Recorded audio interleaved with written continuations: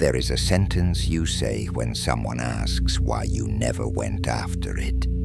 You have said it so often that it comes out smooth now, ahead of any thought, and it is not the reason. You could have said you were tired, busy, unlucky, not ready, that you never wanted it that much anyway.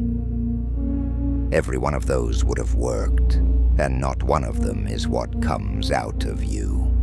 What comes out is the only answer that makes you sound better than you are. You call it humility. Watch what that word is doing. Every other excuse would have lowered you. This one lifts you while it hides you. It is the only cover a man can wear and be admired for wearing. There is one man alive for whom this is honest work. The one who reached too far, broke himself on it, and came back down to the measure he can actually fill. He earned his smallness. He is not the one watching this. You are not fighting this thing. You are sitting in it. It has held your weight for years, and you have called that stillness peace. And still, you do not feel like a man who is evading anything. You are not pretending. From the inside, this has never once felt like hiding. It feels like inability. You look at the thing you have not done, and what rises in your chest is not, "I am covering this." It is, "I cannot." That is what your own account of yourself says, and you have never had reason to doubt it. So we go underneath the account. There is a gap in you. You know the one. It sits between what you understand you can do and what you have done, and you meet it in the dark, more often than you would admit to anyone alive. It has not closed in years. No man can live inside that. Felt all the way through, it would take him apart. So the contradiction does not go because it cannot go. The feeling of it goes instead. Something in you takes the blow before it reaches your hands. Every time. For years. Now you can see why it had to be a virtue. Fear would have left the gap out in the light. A virtue does what no excuse can do. It turns the same hollow into something you are quietly proud of. And you are getting something for it. You are liked. You are easy to be near. Nobody has ever had to decide anything about you. What you gave up is being taken seriously by every room you walk into, and last of all, by yourself. The thing that made it bearable is the thing that made it permanent. Nothing wakes a man who has arranged never to be shaken. If you cannot see it from the inside, how would you ever find out? There is a test. It is old, and it takes about 4 seconds. Everything you say about yourself proves nothing. A man can pour contempt over himself all day, and none of it has any ground in humility. That is not the reading. The reading is what happens in your body when somebody else says it. Not someone above you, someone below. A man whose opinion you decided long ago does not carry weight, standing close enough to say to your face the same small thing you say about yourself every week. Watch what moves in your chest when it comes out of him.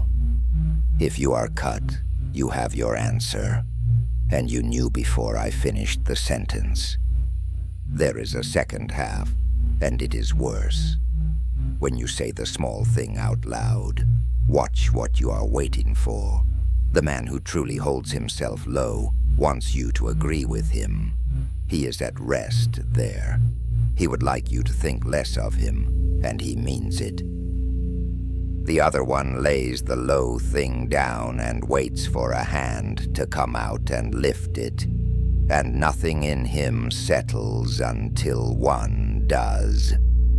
The same words come out of both men. They are opposite in what they are waiting for. And you already know which one of them goes cold when the room says nothing. This is not a habit either. A habit sits on the surface of a man. This is the axle. Everything else you are turns around it.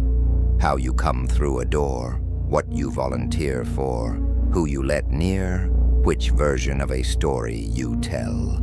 That is why every attempt to put it down has felt like dying. It holds your shape. There is an easier reading, and you perform it in the open. Listen to yourself talk about the men you admire. Listen to the warmth that comes into your voice, the room you make for them at the table, how easily the word comes out about them. Gifted, built for it, made for the thing, and how that same word will not leave your mouth about you. Not once, not alone, not in the dark. Your real estimate of yourself is not in what you say about yourself. It is in what you admire. Whatever you praise warmly, you have already settled that you are not. And this takes more from you than a career. A man who has quietly agreed that he is worth less than the things he admires does not simply live a smaller life. Held long enough, he loses the reach to conceive of anything above him at all. Not the will to climb it, the ability to form the thought. The ceiling does not come down on him. It closes over. Now the part you have been waiting for me to say. They did make you carry it. Once and more than once you were plainly good at something in front of people, and a face changed. Somebody went smaller and colder in front of you, and you learned exactly what it costs to be seen doing well. That lesson was true on the day you learned it. You were not wrong. And then it stopped. And you did not. Nobody has asked you to be smaller in years. You do it now on your own, in rooms where those people are not standing, and some of them are dead. So take the cover off, and here is what I am not going to promise you. I am not going to tell you there is something great underneath. You may lift it and find very little. A man who has spent his life being liked and never once being weighed does not have a buried greatness lying under there in the dark. He has a question nobody has ever answered. That is not the escape you are reaching for. It is the first honest day you have had. Because what you have never had, in either direction, is a true knowing and feeling of yourself as you are.